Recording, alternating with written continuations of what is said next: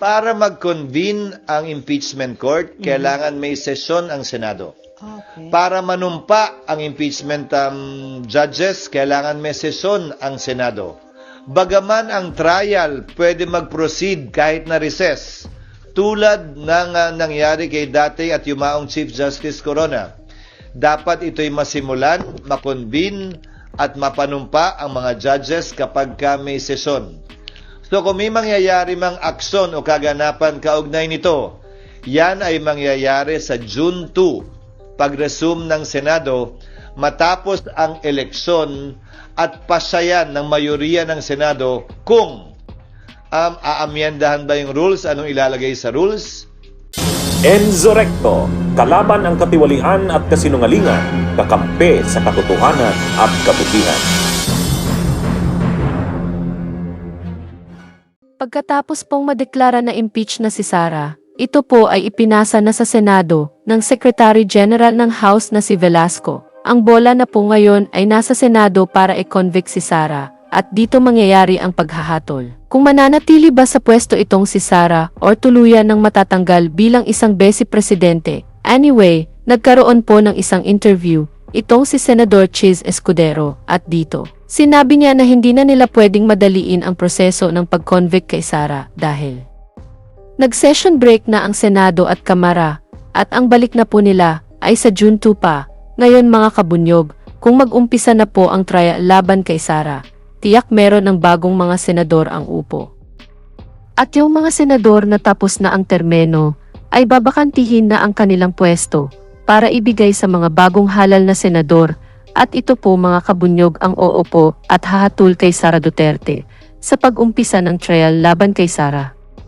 Kaya mga kabunyog, para po sigurado tayong mapatalsik ng tuluyan itong si Sara bilang isang Vice Presidente, dapat po mga kabunyog, iboto natin ang karapat-dapat at hindi bias na mga tatakbong senador at huwag na natin pong iboto ang mga senador na maka-Duterte. Dahil po mga kabunyog, kahit sabihin pa ni Cheese na hindi bias at magiging patas ang mga senador, posible pa din na paboran ng mga maka-Duterting senador ang hindi pag-convict kay Sara. Yan po ang totoo, wag na po tayong humalal ng mga senador na ang tanging layunin lang ay ipagtanggol ang ilang. Tulad nitong mga manok ni Digong na puro na lang pangtatanggol sa mga Duterte kahit mali na ang mga ginagawa ni Sara at Digong. Todo tanggol pa rin sa mga Duterte. Anyway, pumunta na po tayo sa mga sinabi ni Escudero. Panoorin po natin ito. Sir, kailan posibleng aksyonan o matalakay ng Senado itong impeachment laban kay VP Sara? Aga kapag nagbalik na ang mga sesyon sa plenaryo sa June 2, simula yan sa June 2, ay maaari ng talakay ng Senado ang impeachment complaint laban kay Vice President Sara Duterte. Ito ang inihayag ni Senate President Francis Escudero sa katatapos lang na isinagawang press conference dito sa Senado ngayong araw. Ayon kay Senador Escudero, hindi pa officially informed ang Senado, partikular na sa plenaryo, sa receipt o pagtanggap nito ng articles of impeachment kaugnay nito nang isinasagawa ang plenaryo kahapon. Paliwanag ng mambabatas, hindi ibig sabihin na pagkatanggap ng dokumento ay kinaumagahan o dali-dali ay isasagawa ang mga proseso kabilang na ang impeachment trial. 2 buwan itong inupuan, pinag-aralan at binasa ng Kamara ang mga impeachment complaint sa tanggapan ng House Speaker para i-refer sa plenary at Committee on Justice. Question nito kung bakit biglang sasabihin naman ang Senado ay gumalaw at umakto agad sa loob lamang ng ilang oras dahil halos alas 5 na kahapon nadala ang articles of impeachment sa Senado. Wala rin anyang rason para magbago ang schedule ng Senado kung saan huling araw na nga ng mga sesyon kahapon bago ang break nito simula ngayong araw hanggang matapos ang halalan hanggang June 2. Mahigit 2 buwang inupuan, pinag-aralan, binasa, tiningnan ng Kamara yung mga impeachment complaint na nakabinbin. Mahigit 2 buwan, hindi finorward ng Secretary General ang impeachment complaint sa tanggapan ng Speaker para i-refer sa plenary at sa Committee on Justice. Magkatabi lamang naman ang kwarto tulad sa Senado ng Secretary General at ng Speaker, ang Secretary ng Senate at ng Senate President, bakit naman kami bigla sasabihang gumalaw umakto agad sa loob lamang ng ilang oras? Kung nagpa-banjing sila gawin ito, siguro wala naman silang basihan ngayon na madaliin kami, lalo na nasa huling araw na ng sesyon. Yan pinadala sa amin, halos mag-aalas 5 pa ng hapon. So, bilang katugunan, gagampanan namin ang aming tungkulin na pwedeng magawa habang recess, kabilang na ang pag-review ng rules ng Senado sa impeachment dahil kailangan po itong i-update. Halimbawa, yung pagkakaroon at requirement ng judicial affidavits, yung pagkakaroon ng provision at procedure para mag-hearing sa harap ng commissioner, yung pagkakaroon ng matatag at malakas na pre-trial procedure para swabe na at hindi na komplikado at magulo yung trial proper. Ito ay mga bagong procedure sa rules of court na pumasok bago po namin itinalaga yung aming rules of impeachment noon na kailangan po naming baguhin. Pangalawa, kailangan pa rin pag-aralan siyempre ng Secretary General ng Senado, ng Secretariat ng Senado, yung impeachment complaint mismo. Tinanggap lamang namin yung kahapon. So dun sa nagsasabing, bakit hindi agad-agad binabasa baba? May trabaho po kaming kailangan gampanan. Halimbawa, sang-ayon po kasi sa e-commerce law at sa e-gov law, pwede naman maglagay ng e-signature. Hindi ba? Sa resolution, sa bill, sa committee report. Pwede ang e-signature dahil hindi po yan verified. Subalit, ang complaint or resolution on impeachment, verified po yan. Pinanumpaan dapat yan sa harap ng Secretary General ng Kamara. Susuriin pa po isa-isa ng Secretary ng Senado yung mga pirma kung e-sig ba yun o wet signature. Bawal po ang e-sig. Dahil kailangan pinanumpaan ito. Paano ka manunumpa sa harap ng SecGen kung inutos mo lang yung opisina mong i-affix yung e-sig? Meron naman pong app, gagamit kami ng iba't ibang app para makita at malaman kung e-sig nga ba siya o wet signature. Para matiyak na yung bilang talaga ay sapat dun sa 1/3 para mag-comply dun sa direct filing sa Senado. Mga halimbawa lamang ito na mga dapat pang gawin at gampanan ng Senado. At bilang panghuling sagot, para mag-convene ang impeachment court, kailangan may sesyon ang Senado. Okay. Para manumpa ang impeachment judges, kailangan may sesyon ang Senado. Bagaman ang trial pwede mag-proceed kahit na recess, tulad ng nangyari kay dati at yumaong Chief Justice Corona, dapat ito'y masimulan, makonvene at mapanumpa ang mga judges kapag may sesyon.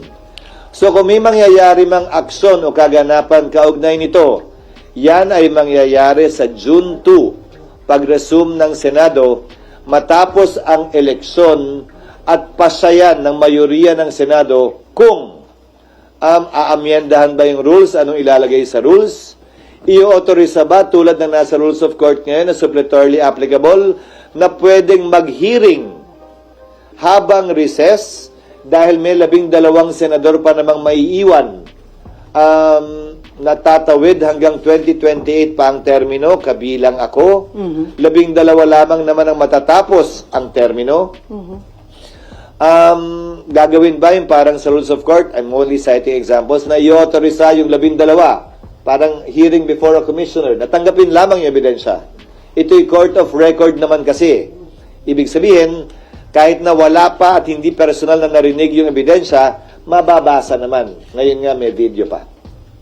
Okay. Sir, yung Sana natugunan ko yung iyong katanungan. Sir, Bagaman mahaba. Sir, yung normal course of events na hindi kayo pwedeng mag-impeachment trial dahil naka-adjourn yung session. Pero according to Senate Minority Leader Coco Pimentel, may tinatawag siya na extraordinary situation na pwede niyong i-waive yung rules at kung acceptable to everyone, pwede pa rin kayo mag-conduct na impeachment trial kahit naka-break ang session. Pwede na, gaya ng sinabi ko, ginawa yan nung panahon ng impeachment ni dating Chief Justice Renato Corona. Tumuloy yung impeachment trial bagaman nag-adjourn na ang Kongreso at ang Senado. Nasa rules namin yun. Hindi na kailangan maging extraordinary pa. Pero ulitin ko, kailangan nasimulan at sinimulan ang trial ng may sesyon dahil kailangan mag-convene ang impeachment court ng may sesyon. Walang sariling buhay ang impeachment court, hiwalay sa Senado mismo, sa plenaryo ng Senado. Kinakailangan ng plenaryo ng Senado para masimulan ang impeachment court. So sir, it is better ba kung nai-submit ng House of Representatives earlier, a few days before ng adjournment, para may time kayo na na-actionan sa That plenary? is water under the bridge. It's not for me to decide or pass over the wisdom, absence, or lack of it on the part of the House in filing it a few hours before we adjourn. Mas marapat siguro sila ang matanong kaugnay niyan. Pero ulitin ko, hindi naman siguro makatarungan o tama na pagkatapos nilang upuan ito ng ilang buwan, biglang pwersahin, pipilitin at sasabihan kami ng sino mang galing sa Kamara na, hoy, bilisan nyo, aksyonan nyo, ano ba kayo? Hindi. Hindi ganon at hindi ako papayag din nun. Ang impeachment process para sa akin, hindi mahalaga kung pabor kayo o kontra, hindi mahalaga kung ma-acquit o ma-convict. Ang mahalaga para sa akin, bilang tagapangulo ng Senado, maging maayos ito, sang-ayon sa batas, credible, kapanipaniwala, at magagawad ng hustisya. Pabor man yun sa opinyon ng mas nakararami o konti o hindi. Considering yung mention nyo ng mga possible scenarios, sir, can we say na walang mangyayaring impeachment trial during the break or mahirap? Wala. Legally, it cannot be done. So, Legally, it cannot be done, again, as I said, because the impeachment court was not convened. The impeachment complaint was not referred to plenary for there to be a basis for the impeachment court to be convened by the Senate sitting as a legislative body, hindi muna as an impeachment court. sir, kahit sinabi ni PBBM na ayaw niya sa impeachment dahil divisive, sinuportahan pa ng isang religious group, pero still, natuloy pa rin na-impeach si BP Sara sa House, na i-transmit dito sa Senate. Indication ba yon na hindi nagpa-impluensya ang House of Representatives? Siguro mas sila yung dapat mong tanongin yan, hindi ako. Basta ang Senado, gagampanan namin ang tungkulin namin ng, tatagalugin ko ng may malamig na neutralidad ng isang hukom na walang kinikilingan.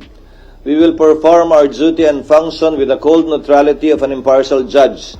And without fear nor favor, we will rule over things as we see fit and based on what is right and what the law provides. Since it is a political process, can we expect na lahat po ng mga senador na tatayong impeachment judge ay magiging fair and impartial, considering na iba kaalyado ni BP Sara?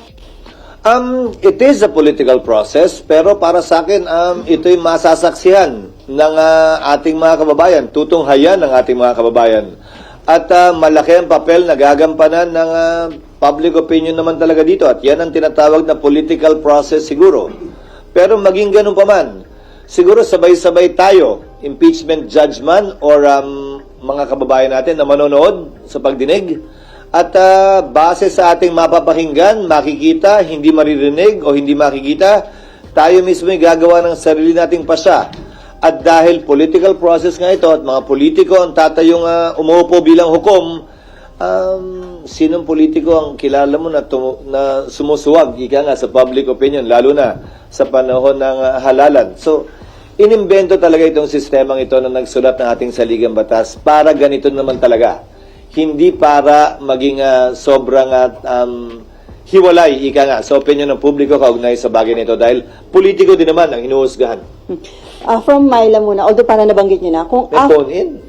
kung after election magko-convene yung impeachment court, tapos limited na yung time ninyo, carry over yun kung bago na yung composition ng mga senador at kongresista sa 20th Congress? Iyon ang aking paniniwala.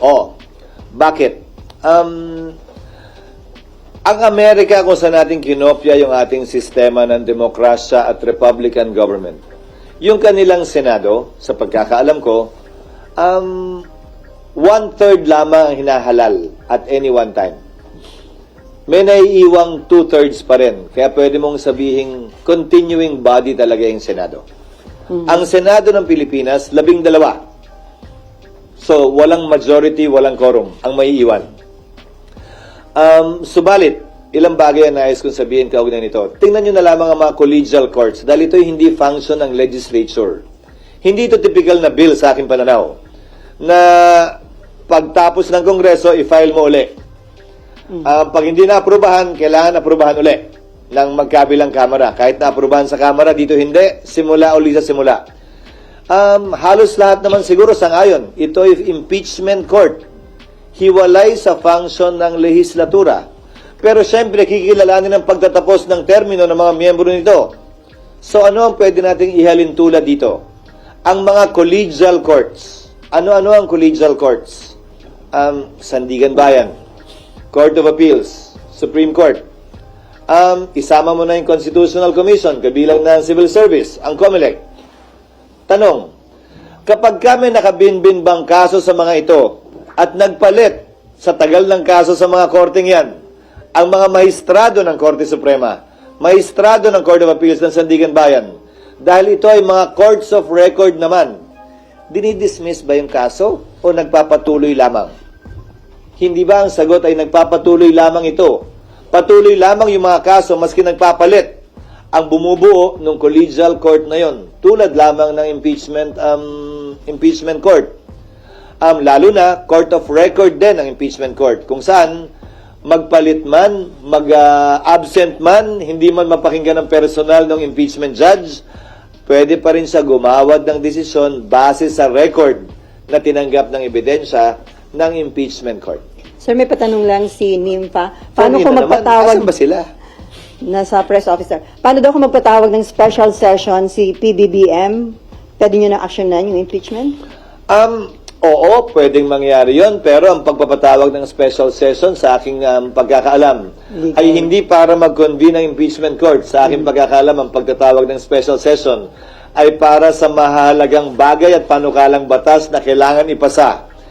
Ayon sa ating saligang batas. Hindi ito isa o saklaw marahil ng provision yon, kaugnay ng special session. Pero haharapin namin yon pag nandiyan na. Siyempre, pag nagpatawag ng special session, sang-ayon man kami o hindi, siyempre, alam namang hindi kami mag-attend. Okay, Mav and then RG.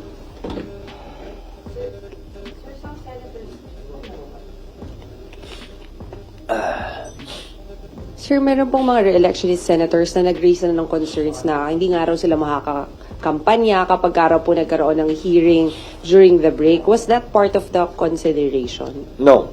Again, we did not talk about that. Nobody discussed that with me, that particular concern.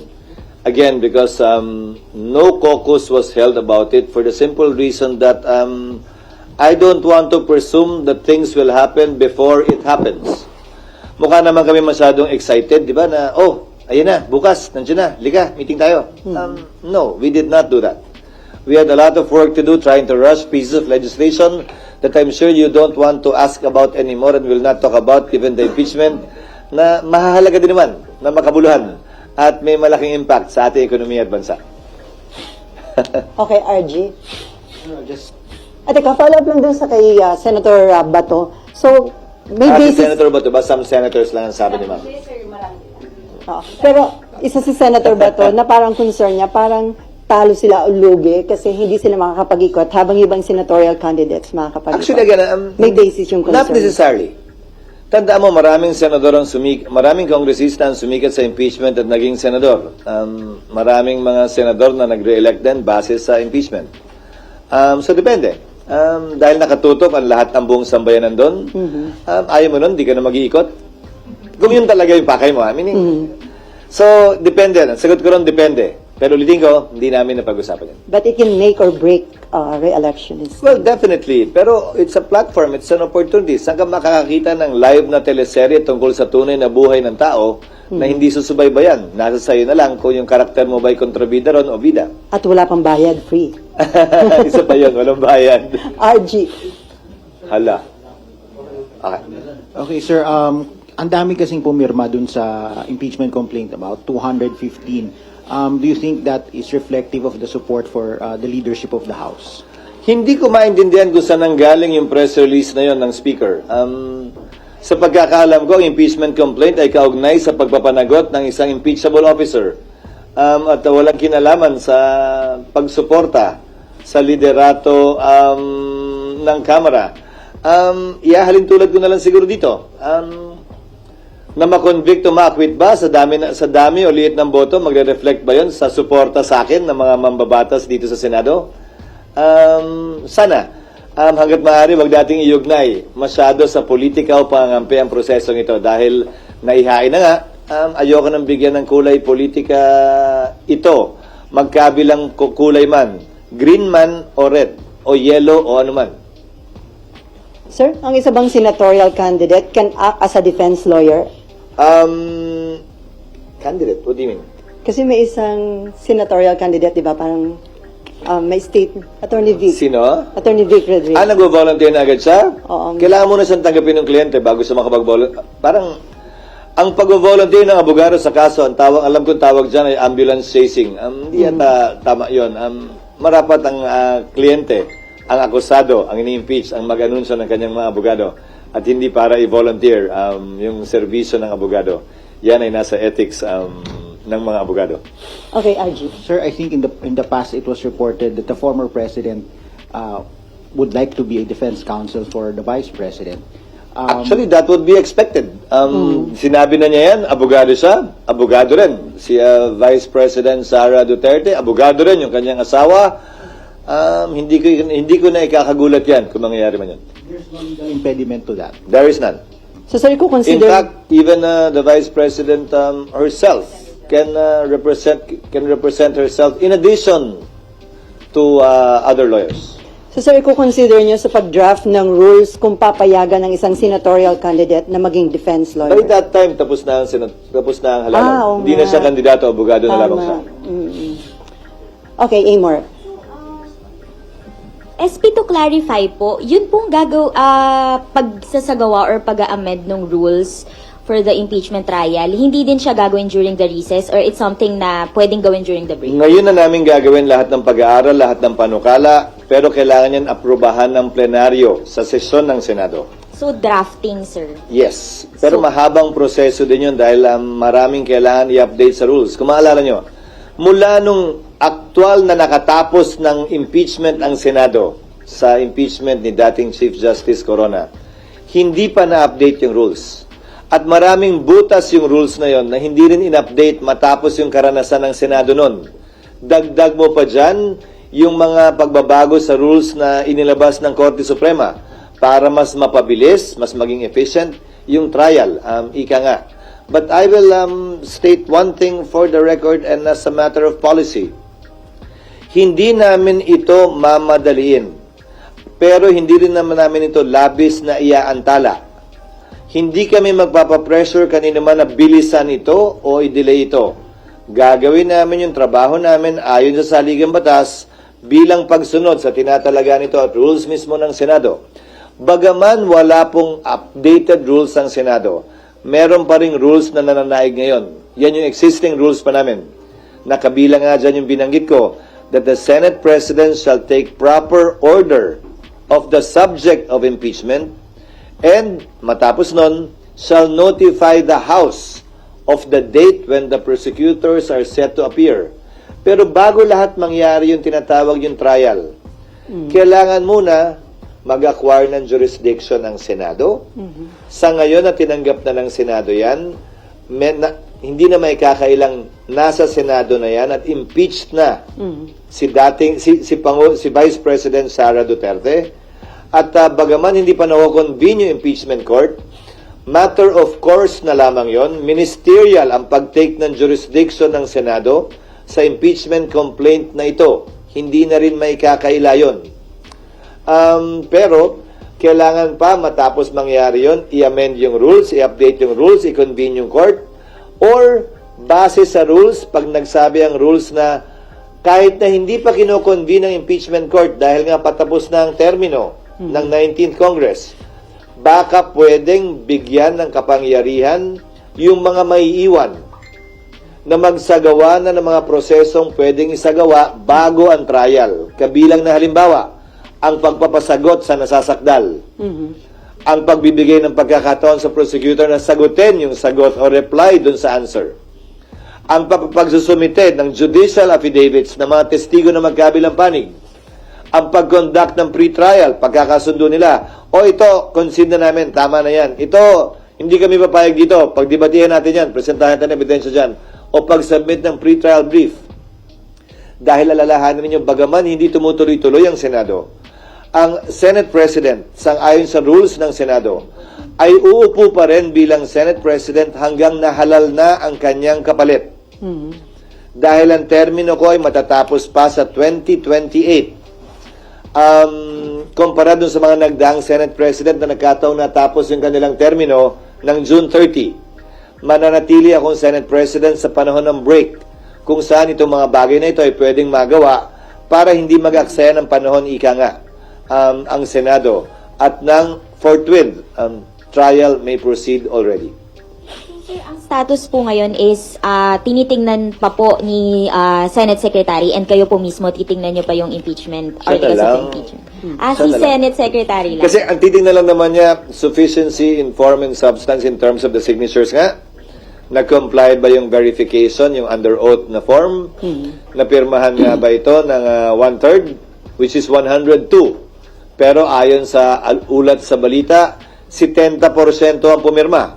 So, sobra doble o doble ang pumirma. Sobra doble ang kinakailangan bilang ng pumirma.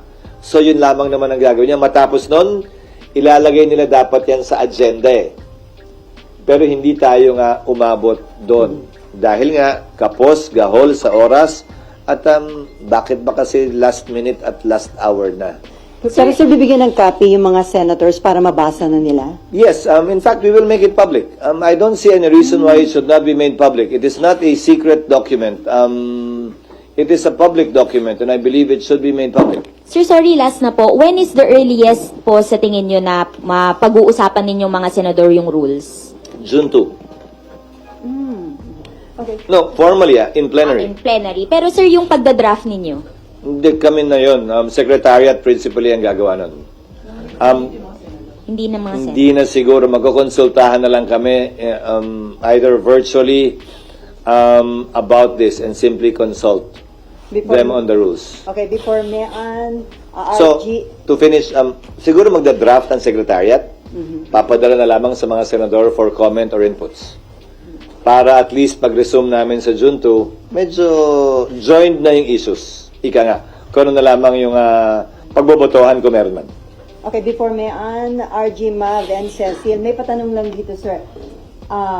Just to put on record, if BP Sara is found guilty by the impeachment court, does that mean she could no longer seek for any government position? Perpetually disqualified na po ba siya? Yes, the penalty for a person convicted in an impeachment trial is removal from office and absolute perpetual disqualification to hold public office, elected or appointed. Okay, Mayan, and then RG. Good morning, Mav. sir. Sir, ako ba, ate? Ay, oo nga pala. Sa nauna pala siya. Sorry, dalawang Mayan. Sir, sabi mo kanina, kailangan amend yung rule, magkakaroon kayo ng pre-trial, mahabang proseso. Yung kay Justice Corona dati, umabot ng 2 months bago nagsimula. So, ano yung chance ngayon ng impeachment dito sa Senate? Wala na. Anong ibig sa kasalukuyang Senado? Yes, sir. Kasi 1 month na yung natitira sa 19th sa Kung ang sinasabi mo ay trial, magkakaroon ba ng trial sa 19th Congress? Depende sa rules na i-approve namin. Kasi gaya ng sabi ko, isa sa mga posibilidad, yung innovation ng Korte Suprema of late, meaning pagkatapos ng rules namin noon, na pwedeng mag-receive ng ebidensya ang commissioners, na pwedeng buuin ng may iwang 12 senador, na maaaring magsimula ng bago mag-June 30. So, 19th Congress pa rin yun.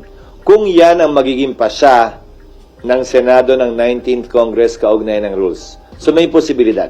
Trial pa rin yun, Bagaman presentasyon ng ebidensya sa commissioner ang technical na salita, trial pa rin yun. Lalampas ng 20th Congress o aabot ng 20th? Aabot ng 20th Congress, oo. Okay, Mayan, okay. Halos tiyak na yon. Aabot ng 20th Congress at ang magpapasya na rito ay ang 20th Congress at hindi ang 19th Congress. Malalaman pa lamang natin yan matapos ang halalan. Bunyog, bunyog, halikan na kasama ka. Bunyog, Kapag buklod ay may pag-asa, Luzon, Visayas, Mindanao, isa ang pananaw. Sa bagong Pilipinas ang bunyog isisigaw.